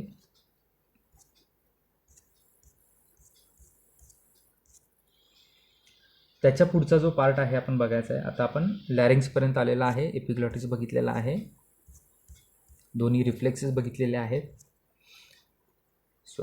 स्वॅलिंग रिफ्लेक्स पण बघितलेला आहे. आता इथून पुढे काय चालू होणार आहे, आतापर्यंत चालू होतं अप्पर रेस्पिरेटरी ट्रॅक्ट, बरोबर. इथून पुढे लोअर रेस्पिरेटरी सिस्टीम चालू होते. तर ह्याच्यामध्ये स्टार्ट होते ह्याची ट्रकियानी. तर ह्या सगळ्या सिस्टीमला काय म्हटलेलं आहे, ट्रकिओब्रॉन्कियल ट्री. म्हणजे एका झाडासारखं ह्याचं हे आहे की म्हणजे जसं झाडाला मेन एक खोड असतं, त्याच्यानंतर ब्रँचेस येतात, त्यानंतर परत ब्रँचेस होतात, परत त्याचे ब्रँचेस होतात. तर त्या प्रकारे हे स्ट्रक्चर असल्यामुळे त्याला ट्रीचं नाव दिलेलं आहे ट्रकिओब्रॉन्कियल ट्री. त्याचं स्टार्ट होतं लॅरिंग्सच्या तिथून स्टार्ट होतो ट्रकिया, त्याला काय म्हणतो आपण विंड पाईप. तर हा ट्युब्युलर पॅसेजवे आहे एअरसाठी. तर हा साधारणपणे 5 इंच म्हणजे 12 सेंटीमीटर ह्याची लांबी असते आणि 2.5 सेंटीमीटर किंवा 1 इंच हा त्याचा डायमीटर असतो. तर हा ह्याचं जे लोकेशन आहे हे युसोफेगसच्या अँटिरियर साईडला असतो. तो म्हणजे जो आपण जो गळा बघतो तर गळ्यामध्ये सुपरफिशियल काय असतो, ट्रकिया असतो आणि त्याच्या आत त्याच्या मागच्या बाजूला युसोफेगस फूड पाईप असणार आहे. तर हा वरच्या बाजूला स्टार्ट होतो, लॅरिंग्सपासून स्टार्ट होतो, आपण बघितलेला आहे एपिग्लॉटिस हे त्याचं झाकण झालं ट्रकियाचं, आणि तिथून ट्रकिया चालू होतो आणि खाली म्हणजे कुठेपर्यंत जातो, 5th जो थोरॅसिक वर्टिब्रा आहे त्याचं जे सुपिरियर बॉर्डर आहे तिथंपर्यंत तो एक्सटेंड होतो. तिथे काय होतं, त्या लेवलला जो ट्रकिया आहे तो लेफ्ट आणि राईट अशा 2 ब्रँचेसमध्ये डिवाईड केला जातो. आणि त्या पॉईंटला काय म्हणायचं, करिना म्हणायचं, जिथे मेन ट्रकियाचं ब्रँचिंग होतं 2 ब्रँचेसमध्ये. एक आहे राईट आणि एक आहे लेफ्ट. राईटवाली राईट लंगमध्ये जाणार आणि लेफ्टवाली ब्रँच लेफ्ट लंगमध्ये जाणार. जी ट्रकियाची वॉल आहे त्याचे जे लेयर्स आहेत ते पहिला आहे म्युकोझा, त्याच्यानंतर सबम्युकोझा, त्याच्यानंतर हायलिन कार्टिलेज आणि चौथी लेयर आहे ॲडव्हेंशिया. अशा प्रकारे ट्रकियल वॉलचे लेयर्स असतात. त्यानंतर जे आपण आता करिना बघितलेला आहे तिथून जे ब्रँचिंग होतं ट्रकियाचं, तर ट्रकियाचं ब्रँचिंग झाल्यानंतर त्याला काय म्हणायचं, प्रायमरी ब्रॉन्कस. म्हणजे करिनापासून 2 ब्रँचेस येणार, त्यातल्या राईट साईडला आपण काय म्हणणार, राईट ब्रँचला काय म्हणणार, राईट प्रायमरी ब्रॉन्काय, आणि लेफ्ट साईडच्याला म्हणणार लेफ्ट प्रायमरी ब्रॉन्काय. आता ही जी प्रायमरी ब्रॉन्काय आहेत हे एका ठिकाणी म्हणजे ज्या पॉईंटला लंग्समध्ये आत प्रवेश करतात त्या पॉईंटला आपण हायलम म्हणणार. आणि हे जे राईट जी प्रायमरी ब्रॉन्काय आहे ही राईट लंगमध्ये जाते आणि लेफ्टवाली लेफ्ट लंगमध्ये जाते. आतमध्ये गेल्यानंतर परत त्याचं ब्रँचिंग होतं, त्याला आपण म्हणणार सेकंडरी ब्रॉन्काय. म्हणजे लंग्समध्ये एंटर केल्या जे डिवायडेशन होतं, ब्रँचिंग होतं प्रायमरी ब्रॉन्कसचं, त्यानंतर त्याला काय म्हणणार आपण, सेकंडरी ब्रॉन्काय. सेकंडरी ब्रॉन्काय म्हणजे काय, हे लोबर ब्रॉन्काय झाली. म्हणजे आपण बघितलेलं आहे ॲनाटॉमीमध्ये राईट लंगचे 3 लोब्स असतात, लेफ्ट लंगचे 2 लोब्स असतात. तर हे जे सेकंडरी ब्रॉन्काय आहेत ते लोबला सप्लाय करतात, म्हणून त्याला लोबर ब्रॉन्काय असं म्हटलेलं आहे. आता जे राईट आणि लेफ्ट आपण जे बघितलेलं आहे प्रायमरी ब्रॉन्काय, बरोबर, तर त्याच्यामध्ये एक स्पेसिफिक फरक आहे राईट आणि लेफ्टमध्ये. तर राईटवाली जी प्रायमरी ब्रँच आहे म्हणजे ट्रकियाचे जे ब्रँचिंग होते, तर राईट साईडचे जे प्रायमरी ब्रॉन्काय आहे तर तो थोडासा वर्टिकल असतो, म्हणजे, आणि लेफ्टवाला जास्त हॉरिझॉन्टल आहे. डायग्राममध्ये दिसून येईल बघा की राईटवाला आहे तो थोडा ट्रकियाशी स्ट्रेट आहे आणि लेफ्टवाला आहे तो थोडासा जास्त तिरका गेलेला आहे. तर ह्याच्यामुळं काय होतं की राईटवाला थोडासा स्ट्रेट असल्यामुळे जे काय चुकून ट्रकियामध्ये समजा फूड पार्टिकल गेलं किंवा जे डस्ट पार्टिकल जाणार आहेत किंवा जे बॅक्टेरियाज किंवा व्हायरसेस जाणार आहेत हे कॉमनली जास्त कुठल्या बाजूला जाणार, राईट साईडला जाणार. का, कारण right side comparing to the left side जी ब्रॉन्कस आहे प्रायमरी ब्रॉन्कस हा थोडासा स्ट्रेट आहे, त्यामुळं जेवढा तो तिरका असणार आहे तेवढं बॅक्टेरिया आणि व्हायरस किंवा जे डस्ट पार्टिकल आहेत तिकडे जाण्याचे चान्सेस कमी, आणि जेवढं ते स्ट्रेट असणार आहे तेवढं कॉमनली तिथंच जाणार आहे. त्यामुळं कॉमनली राईट साईडला जे निमोनियासारखे इन्फेक्शन्स आहेत तर ते किंवा लोअर रेस्पिरेटरी ट्रॅक्ट इन्फेक्शन जे आपण पुढे जाऊन बघणार आहे मेडिसिनमध्ये, तर हे राईट साईडला जास्त होण्याची शक्यता असते. कारण का, राईट साईडचा जो प्रायमरी ब्रॉन्कस आहे तो थोडासा स्ट्रेट असतो त्यामुळे. तर आता आपण लोबर ब्रॉन्कायपर्यंत आलो होतो ब्रँचिंगमध्ये. तर लोबर ब्रॉन्काय पुढे जाऊन त्याचं परत छोट्या छोट्या ब्रॉन्कायमध्ये त्याचं ब्रँचिंग होतं. त्यांना म्हणायचं सेगमेंटल ब्रॉन्काय किंवा टर्शरी ब्रॉन्काय. आता सेगमेंटल का म्हणायचं, तर आपण लंग्सचे जे काही सेगमेंट्स बघितलेले आहेत तर ते एका सेगमेंटला सप्लाय करतं म्हणून त्याला सेगमेंटल ब्रॉन्काय म्हणायचं. तर अशा प्रकारे राईट साईडला 10 असतात सेगमेंट्स. जे 10 सेगमेंट्स असल्यामुळं त्या प्रत्येक सेगमेंटला पुरवठा करणारा एक एक सेगमेंटल ब्रॉन्काय. अशा प्रकारे त्याचे 10 ब्रँचेस होतात राईट साईडला आणि लेफ्ट साईडला 8 ब्रँचेस असतात. त्यालाच काय म्हणायचं, टर्शरी ब्रॉन्काय. आता टर्शरी ब्रॉन्काय जे आहेत हे परत त्याचं परत रिब्रँचिंग होत राहतं आणि शेवटला अशा प्रकारे त्याचं म्हणजे जे टर्शरी एक तर त्याचं टर्शरी ब्रॉन्कायचं जे ब्रँचिंग होतं त्याला आपण काय म्हणतो पुढे, ब्रॉन्क्युल्स म्हणतो. आता त्याच्यामध्ये ब्रँचिंग होत होत त्याचं डायमीटर काय होणार आहे, ट्रकियाचं डायमीटर जास्त, आणि जसं ब्रँचिंग पुढे पुढे होईल तसं त्याचं डायमीटर छोटा छोटा होत जातो, बरोबर. आता ब्रॉन्क्युल्समध्ये जेव्हा त्याचा डायमीटर 1 mm किंवा त्याच्यापेक्षा कमी होतो तेव्हा त्या ब्रँचला आपण काय म्हणायचं, ब्रॉन्क्युल्सच्या टर्मिनल ब्रॉन्क्युल्स. त्याला काय म्हणायचं, टर्मिनल ब्रॉन्क्युल्स. 1 mm किंवा त्याच्यापेक्षा लेस डायमीटर झाला की त्या ब्रँचला आपण टर्मिनल ब्रॉन्क्युल्स म्हणणार. आता टर्मिनल ब्रॉन्क्युल्स पण परत त्याचं ब्रँचिंग होतं आणि पुढं त्याला काय म्हणायचं, टर्मिनल ब्रॉन्क्युल्सचं ब्रँचिंग झाल्यावर त्याला म्हणायचं रेस्पिरेटरी ब्रॉन्क्युल्स. आता रेस्पिरेटरी ब्रॉन्क्युल्सचा डायमीटर असतो किती, 0.5 mm, म्हणजे 1 mmच्या पण हाफ त्याचा डायमीटर असतो. एवढं नॅरो स्पेस असतो.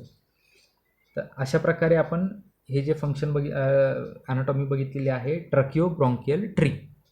इथे राईट साईडला ब्रँचिंग कशा प्रकारे होतं या ब्रॉन्कियल ट्रीचं याचं फ्लोचार्ट दिलेला आहे. पहिला वरती ट्रकिया असतो, त्याचं ब्रँचिंग होतं, मग मेन ब्रॉन्काय, त्याच्यानंतर लोबर ब्रॉन्काय, त्यानंतर सेगमेंटल ब्रॉन्काय, त्यानंतर सेगमेंटल ब्रॉन्कायचं ब्रँचिंग होऊन ब्रॉन्क्युल्स, आणि ब्रॉन्क्युल्सचं परत रिब्रँचिंग होऊन टर्मिनल ब्रॉन्क्युल्स होतं, आणि टर्मिनल ब्रॉन्क्युल्सचं परत ब्रँचिंग होऊन रेस्पिरेटरी ब्रॉन्क्युल्स तयार होतात. अशा प्रकारे ही ट्रकिओ ब्रॉन्कियल ट्री आहे. त्याच्यानंतर आपण लंग्सचं ॲनाटॉमी थोडक्यात बघणार आहे. तर लंग्स हे 2 असतात, बरोबर, राईट आणि लेफ्ट. तर ह्या लंग्सवरती एक प्रोटेक्टिव्ह कव्हर असतं, त्याला म्हणायचं प्लुरा. म्हणजे ह्या प्लुराच्या लेअरमध्ये किंवा ह्याची एक सॅक टाईप म्हणजे सॅक डेव्हलप होते, आणि त्या सॅकमध्ये लंग्स ठेवलेले असतात, म्हणजे ऑक्युपाईड असतात लंग्स त्या सॅकमध्ये. तर त्या सॅकला म्हणायचं प्लुरल सॅक, आणि ती कशापासून बनते तर प्लुरापासून बनते. तर हे प्लुरा काय असतं, it is a bilayer serous membrane. Serous काय म्हटलेलं आहे की सेरस फ्लुइड त्याच्यामधनं सिक्रेट होतो, त्यामुळे सेरस मेम्ब्रेन म्हटलेलं आहे. आणि बाय लेअर्ड म्हणजे त्याच्यात 2 लेअर असतात त्या प्लुराचे. ते कुठले कुठले, तर एक आहे परायटल लेअर जो बाहेर असतो, आणि दुसरा आहे विसरल लेअर. विसरल लेअर हा लंग्सला चिकटलेला असतो, म्हणजे लंग्सच्या जस्ट अबव विसरल लेअर आहे, आणि त्याच्यानंतर मध्ये स्पेस असते, आणि मग त्याच्या बाहेर परायटल प्लुरा असतो. आणि परायटल प्लुरा ही जी आपले छातीचा सापळा आहे म्हणजे रिबकेज आहे, त्या रिबकेजच्या 2 रिब्समध्ये काय इंटरकॉस्टल मसल्स असतात, आणि त्या मसल्सच्या आतल्या बाजूला परायटल प्लुरा अटॅच असते. लक्षात येते, ह्याचं पुढे डायग्राम आहे चांगली, हे बघा इथे. तर इथे लक्षात येईल तुम्हाला, हे जे चौकोनात दिलेलं आहे तिथे जास्त कळेल. आता हे जे राईट साईडला बोनी स्ट्रक्चर दिसते, म्हणजे हे काय आलं, आपली रिब झाली, बरोबर. आणि त्याच्यावरती जे आहे ते दॅट इज इंटरकॉस्टल, म्हणजे 2 रिब्सच्या मधला मसल आहे, आणि त्या मसल्सच्या आतल्या बाजूला जो प्लुराची लेअर आहे दॅट इज परायटल प्लुरा. आता त्या पॅरायटल प्लुराच्या आतल्या बाजूला एक स्पेस दिसते, बरोबर. त्याला म्हणणार आपण पॅरायटल प्लुरल कॅव्हिटी. आणि त्या प्लुरल कॅव्हिटीच्या पण आतल्या बाजूला जी लेअर आहे त्याला म्हणणार विसरल प्लुरा. आणि विसरल प्लुराला लागून म्हणजे लंग्स असतो. म्हणजे लंग्सच्या वरती कवरिंग कुणाचं असतं तर विसरल प्लुराचं, त्याच्यानंतर pleural cavity and after that parietal pleura. तर हे असं स्ट्रक्चर काय आहे तर एकतर लंग्सचं प्रोटेक्शनसाठी, आणि ह्या प्लुरल कॅव्हिटीमध्ये ही जी विसरल लेअर आहे, विसरल प्लुरा आहे, हे काय काम करतं की ह्याच्यामध्ये स्पेसिफिक सेल्स आहेत, स्पेशलाइज सेल्स आहेत, ह्या सिरस फ्लुइड सिक्रीट करतात आणि ते सिरस फ्लुइड ह्या प्लुरल कॅव्हिटीमध्ये भरलं जातं. त्याच्यामुळं त्याचं काम काय होतं, ॲज अ ल्युब्रिकेशन, म्हणजे जेव्हा आपण श्वास घेतो म्हणजे लंग एक्सपांड होतो त्यावेळेस प्लुरा एकमेकांवर घासण्याची शक्यता असते, बरोबर. तर तसं होऊ नये त्यासाठी ही सिस्टीम केलेली आहे आणि त्याच्यामध्ये सिरस फ्लुइड भरलेलं असतं. आणि दुसरा त्याचा उपयोग होतो की त्या सिरस फ्लुइडमध्ये कायम एक आतल्या लंग कॅव्हिटीवर निगेटिव्ह प्रेशर क्रिएट झालेलं असतं, कारण पॅरायटल प्लुरा ही इंटरकॉस्टल स्पेसशी अटॅच आहे. आणि त्या दोन पॅरायटल आणि विसरलमध्ये हे जर सिरस फ्लुइड भरलं आणि हे सिरस फ्लुइड काय केलं जातं की तुम्ही भरलं जातं आणि ते परत ॲब्सॉर्ब पण केलं जातं, त्याच्यामुळे कायम एक निगेटिव्ह प्रेशर क्रिएट केलं जातं. त्याच्यामुळे विसरल प्लुरा ही कायम रिट्रॅक्ट केली जाते टुवर्ड्स द पॅरायटल प्लुरा. त्याच्यामुळे एक निगेटिव्ह प्रेशर लंग्सवर मेंटेन केलं जातं. अशा प्रकारे ह्याचे दोन फंक्शन्स आहेत. एक तर प्रोटेक्टिव्ह फंक्शन आहे, प्लस दोन्ही प्लुराचं फ्रिक्शन होऊ नये हे एक फंक्शन झालं, आणि तिसरं to maintain the negative pressure. तर अशा प्रकारे त्याचे प्लुराचे फंक्शन्स झालेले आहेत, किंवा जे इंट्राप्लुरल फ्लुइड आहे त्याचं फंक्शन झालेलं आहे. तर प्लुरानंतर आपण बघणार आहे रेस्पिरेटरी युनिट. आता रेस्पिरेटरी युनिट म्हणजे काय की जे ॲक्च्युली लंग्समध्ये गॅसेस एक्सचेंज आहे त्याच्यामध्ये जे पार्ट घेतात त्याच्या कंपोनेंट्सला एकत्रित काय म्हटलेलं आहे, रेस्पिरेटरी युनिट. म्हणजेच त्याला it is a functional unit of lungs. जे लंग्सचं जे मेन फंक्शन आहे ते कॅरी आऊट करायचं काम बेसिकली हे युनिट करतं, त्यामुळे त्याला लंग्सचं फंक्शनल युनिट किंवा रेस्पिरेटरी युनिट असं म्हटलेलं आहे.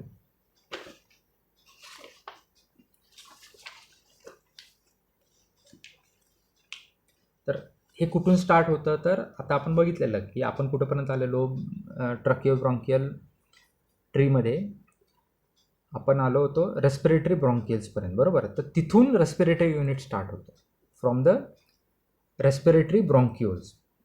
आता रेस्पिरेटरी ब्रॉन्क्युल्स जे आहेत ह्या डायग्राममध्ये राईट साईडला बघा, इथे तुम्हाला दिसेल टर्मिनल ब्रॉन्क्युल्स होते, त्याच्या पुढे त्याचं परत ब्रँचिंग झालं आणि रेस्पिरेटरी ब्रॉन्क्युल्स तयार झाले, बरोबर. आता रेस्पिरेटरी ब्रॉन्क्युल्सचं परत ब्रँचिंग होतं इन ॲल्व्हिओलर डक्ट्स, खाली दिसतात बघा ॲल्व्हिओलर डक्ट्स. आता ह्या ॲल्व्हिओलर डक्टच्या पुढे प्रत्येक डक्टला पुढे ॲल्व्हिओलर सॅक नावाचं स्ट्रक्चर असतं, खाली दिलेलं आहे. म्हणजे काय, एक द्राक्षाचा घड कसा असतो त्यासारखं हे स्ट्रक्चर आहे. तर ॲल्व्हिओलर डक्ट आहे त्याला, म्हणजे तो जर मेन मुद्दा पकडला आपण, मेन त्याचं घडाचं मेन अटॅचमेंट पकडली तर त्याला जो घड लागतो दॅट इज ॲल्व्हिओलर सॅक असं समजू शकतो. फक्त त्याच्यामध्ये फरक आहे की द्राक्षाच्या घडला कसं असतं की मध्ये एक बारीक द्राक्षाची काडी असते, म्हणजे झाडाची काडी, आणि त्याला मग हे द्राक्ष लागलेले असतात, बरोबर.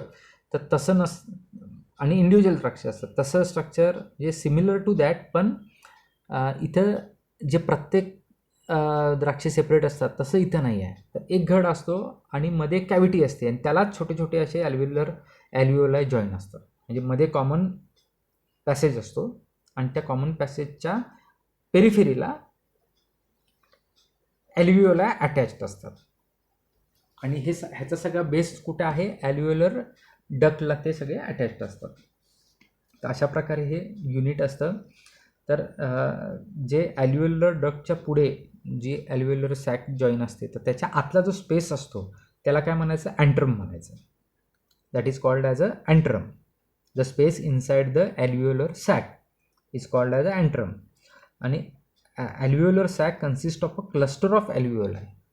म्हणजे ॲल्व्हिओलर सॅक जी आहे हे कन्सिस्ट कशाने होते की क्लस्टर ऑफ ॲल्व्हिओलाय, म्हणजे बऱ्याच नंबर ऑफ ॲल्व्हिओलाय एकत्र येऊन ही ॲल्व्हिओलर सॅक बनलेली असते.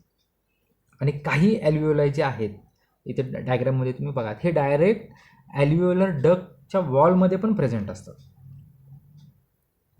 आणि हा जो ॲल्व्हिओलस आहे, एक ॲल्व्हिओलस आपण जर पकडला तर त्याचा डायमीटर आहे 0.2 to 0.5 mm. हा डायमीटर असतो and it is line by the epithelial cells. आता ह्या ॲल्व्हिओलायमध्ये काय असणार आहे ते बघूया आपण.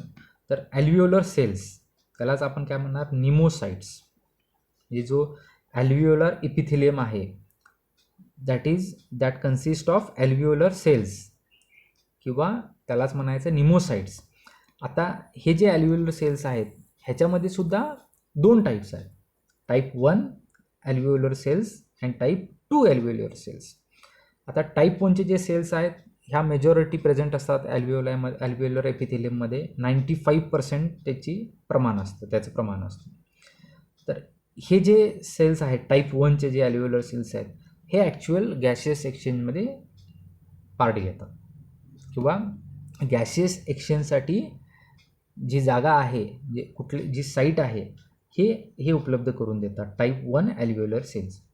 आणि जे दुसऱ्या टाईपचे आहेत ते फक्त 5% असतात, that is type 2 alveolar cells. तर हे कसे असतात, they are cuboid in nature. आणि हे ह्यालाच काय म्हणायचं, ग्रॅन्युलर न्यूमोसाइट्स. म्हणजे ज्याच्यामध्ये ग्रॅन्युल्स असतात त्यामुळे त्याला ग्रॅन्युलर न्यूमोसाइट्स म्हणायचं. They secrete the alveolar fluid. यांचं काम काय असतं, टाईप 2चे जे सेल्स आहेत त्या ॲल्व्हिओलर फ्लुइड किंवा सर्फॅक्टंट नावाचं जे म्हणजे पदार्थ आहे तो सिक्रीट करायचं काम करतं. आणि ह्याचा एवढा इम्पॉर्टंट रोल आहे हे सर्फॅक्टंट आत्या ॲल्व्हिओलर जी स्पेस आहे त्याच्यावर त्याच्या आतमध्ये त्याचा लेअर सारखं फॉर्म केलेलं असतं. त्याच्यामुळं काय होतं, या सर्फॅक्टंटमुळं सरफेस टेन्शन आतलं मेंटेन केलं जातं आणि त्याच्यामुळे जे ॲल्व्हिओलर स्पेस आहे किंवा ॲल्व्हिओला जो आहे तो कोलॅप्स होत नाही.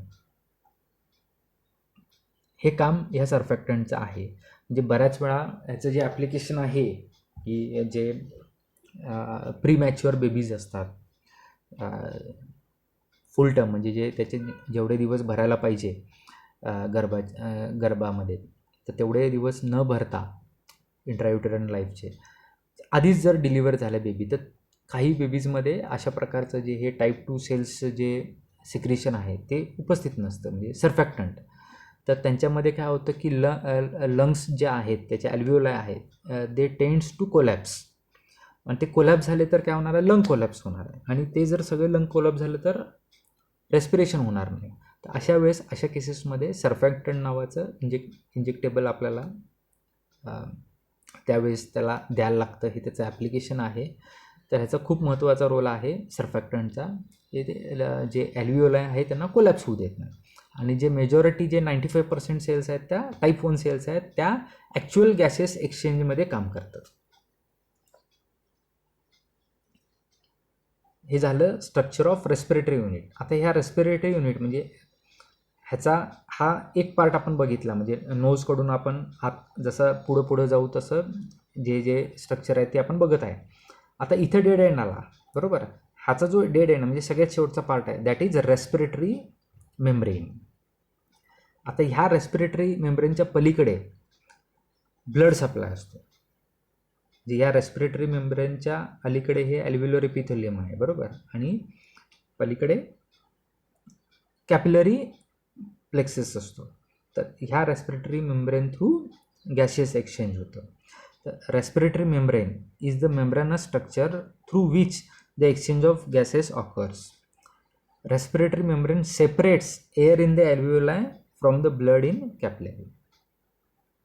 म्हणजे आता हे जे एअर पॅसेज आहे आणि जे आपलं हार्टकडून जे पल्मोनरी आर्टरीमधनं जे ब्लड पाठवलेलं आहे ज्याच्यामध्ये ऑक्सिजन भरायचं आहे, मग त्याचं परत ब्रांचिंग होणार आणि ॲट द एंड त्या ब्रांचेसचं कशामध्ये कन्व्हर्जन होणार, कॅपिलरीजमध्ये कन्व्हर्जन होणार आणि त्याचं एक जाळं तयार होणार. म्हणजे एका बाजूला त्या कॅपिलरीज असणार आहेत आणि दुसऱ्या बाजूला हे एअर पॅसेज असणार आहेत ॲल्व्हिओलायचं, आणि त्याच्यामध्ये काय आहे, रेस्पिरेटरी मेम्ब्रेन.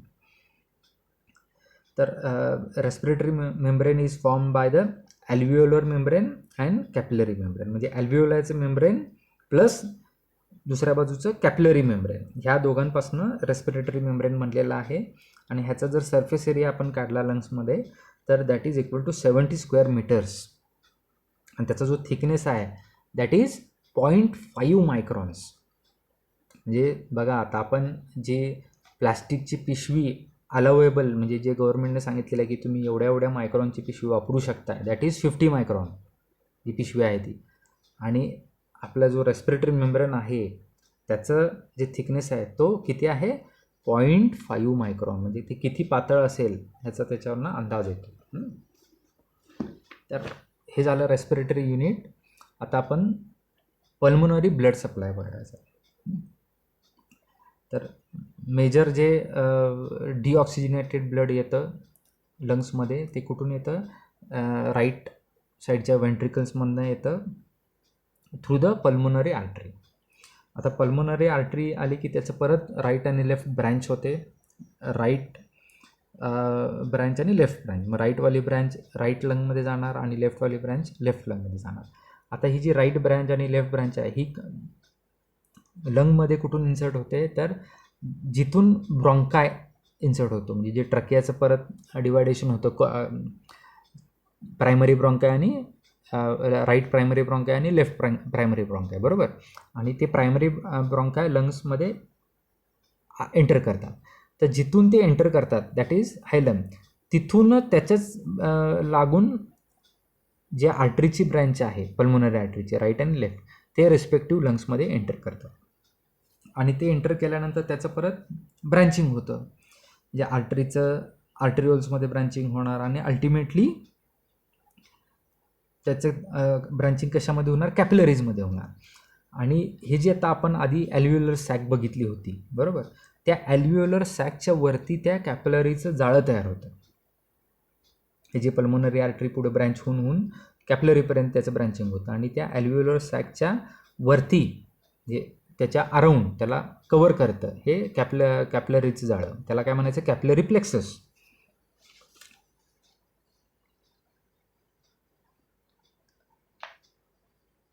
आणि कॅपिलरी प्लेक्ससमध्ये म्हणजे ह्या ज्या कॅपिलरीज आहेत त्याच्यामध्ये आणि ॲल्व्हिओलायमध्ये through the respiratory membrane gases exchange होतं. आता एकदा ऑक्सिजन आणि कार्बन डायऑक्साईडचं गॅसेस एक्सचेंज झाल्यानंतर आता ते गोळा करायला पाहिजे.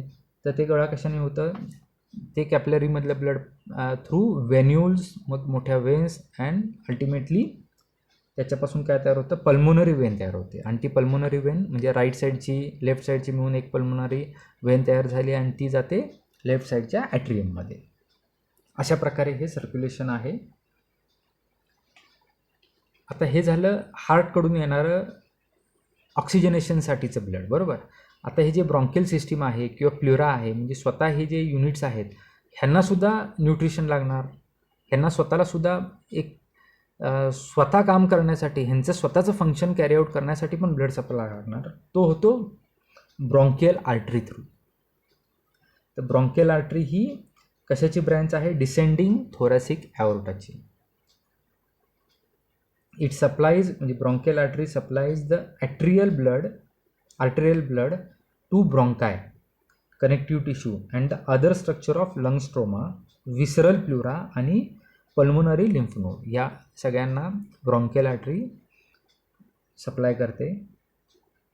आणि ह्यांच्यापासून जे वेनस ड्रेनेज होणार आहे तो कलेक्ट कशा थ्रू केला जातो, ड्रेन बाय 2 ब्रॉन्कियल वेन्स, म्हणजे दोन्ही साईडला 2 ब्रॉन्कियल वेन्स असतात.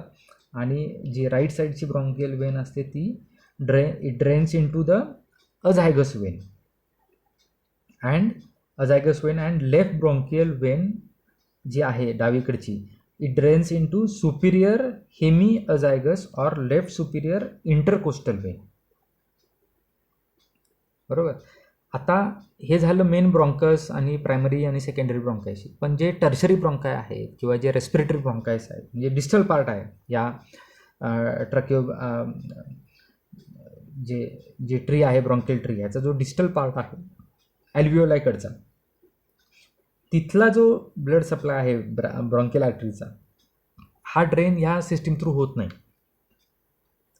तर हा डायरेक्ट काय ड्रेन होतो, डायरेक्ट जे पल्मोनरी वेनचे जे ट्रिब्युटरीज आहेत त्याच्यामध्ये हा ड्रेन केला जातो. म्हणजे दोनमध्ये डिफरन्स बघा.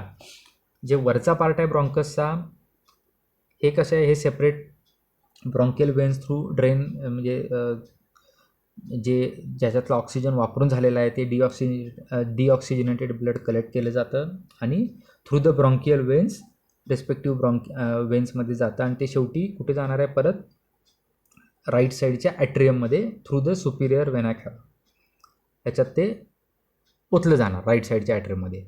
पण जे डिस्टल पार्ट आहे, म्हणजे जे ॲल्व्हिओलर सॅकच्या इथला जो पार्ट आहे, तिथला जो सप्लाय आहे, हा ड्रेन कुठे होतो, डायरेक्ट इट ड्रेन्स इनटू तिथल्या ज्या पल्मोनरी वेन्सचे जे ब्रँचेस आहेत त्याच्यामध्ये ड्रेन केला जातो. म्हणजे इथं बघा, इथं काय होतं की डिऑक्सिजनेटेड ब्लड आहे आणि पल्मोनरी वेनमध्ये काय आहे, ऑक्सिजनेटेड ब्लड आहे. तर त्याच्यामध्ये डायरेक्ट डिऑक्सिजनेटेड ब्लड मिक्स होतं. तर हा आपण कार्डिओव्हॅस्क्युलर सिस्टीममध्ये एक फिजिओलॉजिकल शंट बघितला होता. तर असाच एक रेस्पिरेटरी सिस्टीममध्ये पण हा फिजिओलॉजिकल शंट आहे, म्हणजे जिथे काय की ऑक्सिजनेटेड ब्लडमध्ये डिऑक्सिजनेटेड ब्लड मिक्स केलं जातं नॅचरली. तर हा अशा प्रकारे फिजिओलॉजिकल शंट आहे. आणि ह्याच्यामध्ये जे जी ही ब्लड जी सिस्टीम आहे सर्क्युलेशनची, तर ह्याच्यामध्ये जे ब्लड प्रेशर असतं ते लो असतं, कारण हे जे वेन्स आहेत किंवा हे जे आर्टरीज आहेत, तर ह्याच्यात इलॅस्टिक प्रॉपर्टी जास्त असते. त्याच्यामुळे प्रेशर ॲब्सॉर्ब जास्त केलं जातं आणि त्याच्यामुळे ह्या सिस्टीममध्ये, म्हणजे जे पल्मोनरी वेन्स आहेत, आर्टरीज आहेत आणि याची जी ब्रॉन्कियल आर्टरी आहे, तर ह्याच्यामध्ये जे प्रेशर ग्रेडियंट आहे तो कमी असतो. त्यामुळे ह्याला लो प्रेशर बेड असं म्हटलेलं आहे. आणि जे पल्मोनरी आर्टरियल प्रेशर जे आहे ते सिस्टॉलिक प्रेशर अराउंड 25 mm/Hg असतं. डायस्टॉलिक प्रेशर हे 10 mm/Hg असतं. अँड मीन आर्टरियल प्रेशर जे आहे pulmonary arterial pressure, that is 15 mm/Hg असतं. हे थोडक्यात सगळीकडे लो प्रेशर असतं. तर अशा प्रकारे हे सगळी आपण आतापर्यंत functional anatomy of respiratory system बघितलेली आहे.